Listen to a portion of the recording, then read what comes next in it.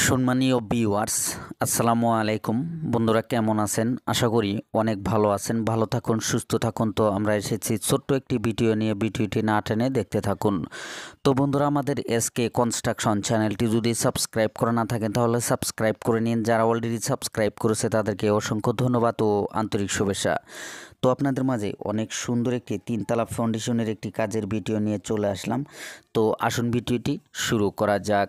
তো আপনারা যে কাজটি দেখছেন, এই বিল্ডিংটির দৈর্ঘ্য হলো আপনার 55 ফিট এবং প্রস্থ আছে 23 ফিট। এই বিল্ডিংটি আপনার টোটাল 1265 স্কোয়ার ফিটের এই বিল্ডিংটি। এই বিল্ডিংটি আপনি যদি কাঠা হিসাবে গণ্য করতে চান, কাঠা আপনার 2.25 কাঠা মাটির উপরেই আপনার এই বিল্ডিংটি করা হইতেছে। তো এই বিল্ডিংটির মোট আপনার 3টি বেডরুম আছে এবং একটি কিচেন রুম আছে, একটি সিঁড়ি আছে। তো এই সাইটে কিন্তু আপনার একটি করিডোরও আছে। তো এই সাইটে আপনার পুরোনো একটা বিল্ডিং ছিল, তো বিল্ডিংয়ের সাথেই আপনার করিডোর রাখা হয়েছে এবং এই পাশে আপনার রুমগুলো দেওয়া হয়েছে। তো এই বিল্ডিংটির মোট কলম দেওয়া হয়েছে আপনার 10টি। একটি করে কলমে আপনার 8টি করে রড দেওয়া হয়েছে। 6টি আপনার 16 mm রড এবং 2টি আছে আপনার 12 mm রড। এই বিল্ডিংগুলোর গাড্ডা আপনার 5 থেকে 5.5 ফিট করা হয়েছে এবং একটি করে যে কলম আমরা দিয়েছি, কলমে আপনার নিচের যে বেস ঢালাইটি করা হয়েছে, বেস ঢালাইয়ের মধ্যে আপনার 7 থেকে 8 ব্যাগ করে ঢালাই দেওয়া হয়েছে। তো এই একটি কলম আপনার ভীম পর্যন্ত করতে কত টাকা খরচ হবে অবশ্যই আপনাদেরকে লাস্টের দিকে বলে দেব।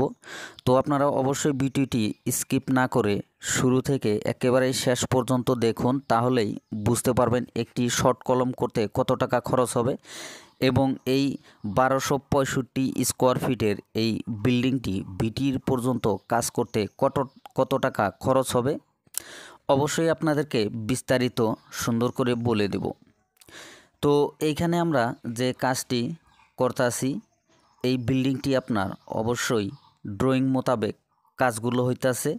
তো আপনারা যদি এই ধরনের একটি কাজ করতে চান অবশ্যই একটি ভালো ইঞ্জিনিয়ারের পরামর্শ নিয়ে এবং ভালো ড্রয়িং করে তারপরেই কিন্তু কাজগুলো করবেন, তাহলে কোনোভাবেই কোনো ক্ষতিগ্রস্ত না হব এবং কোনো মালিক এবং যে কাজ করাইতেছে সেও কোনো দিন ইঞ্জিনিয়ারের পরামর্শ নিয়ে আপনারা যদি কাজ করেন কখনোই আপনার বিল্ডিং কোনোভাবেই ক্ষতি হবে না।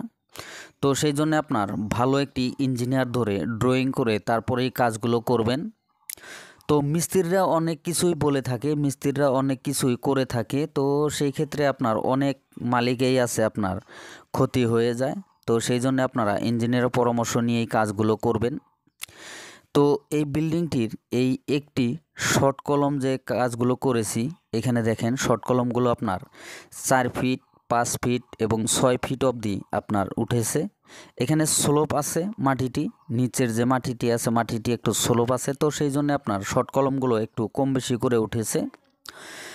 তো সাইটে এখানে দেখেন 10 ইঞ্চি একটি গাঁথুনি দেওয়া হইতেছে। এখানে 23 ফিট যে পাশে, এই পাশে আপনার 10 ইঞ্চি গাঁথুনি দেওয়া হইতেছে। নিচে এই পাশে আপনার মাটি একটু উঠবে, তো এই পাশে যাতে ধসে না যায় মাটিগুলো, তো সেই জন্য আমরা এই গাঁথুনিটি দিয়ে নিতেছি। এখানে যে 55 ফিট এই পাশে আছে এবং ওই পাশে আপনার 55 ফিট আছে, দুইটি সাইডেই আপনার বিল্ডিং আছে। তো সেই জন্য আমরা এই দুই সাইডে আপনার গাঁথুনি দেই নাই। তো এই 23 ফিট আপনার যে পাশে আছে নামার পাশে আপনার গাঁথুনি দেওয়া হইতেছে, মাটি যাতে সাইড হয়ে না যায়। তো সেই জন্য আমরা নিচে কিন্তু একটি টাইবিম দিয়েছি। টাইবিমটি আপনার 10 বাই 14 করে দিয়েছি এবং দেওয়ার পর এখানে 10 ইঞ্চি গাঁথুনি দিতেছি। গাঁথুনিটি আপনার এখানে 6 ফিট অবধি উঠবে এবং 6 ফিট উঠার পর আপনার একটি মেন টাইবিম হবে। তো টাইবিমের পর কিন্তু আপনার ভিটি হবে। তো এই বিল্ডিংটি 1265 স্কোয়ার ফিটের এই বিল্ডিংটি ভিটি পর্যন্ত কাজ করতে কিন্তু মোট খরচ হবে আপনার 4 লক্ষ টাকা।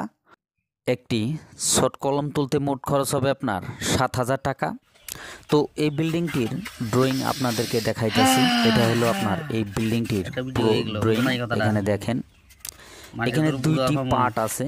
তো এই পাশে যে পার্টটি কাজ করা হইতেছে, ফ্রন্ট সাইডে একটি বারান্দা, তারপরেই আছে আপনার ড্রয়িং রুম, ডাইনিং রুম এবং তারপরে আপনার কিচেন, বেডরুম এবং একটি টয়লেট আছে।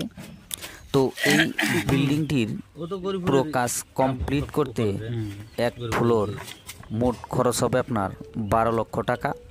তো বন্ধুরা, ভিডিওটি কেমন লাগলো? যদি অবশ্যই ভালো লেগে থাকে লাইক করবেন, কমেন্ট করবেন, আর আমাদের এসকে কনস্ট্রাকশন চ্যানেলটি সাবস্ক্রাইব করবেন। পাশে থাকা বেল আইকনটি বাজিয়ে রাখবেন পরবর্তী ভিডিওর নোটিফিকেশন পাওয়ার জন্য। আজকের মতন এখানেই, আল্লাহ হাফেজ।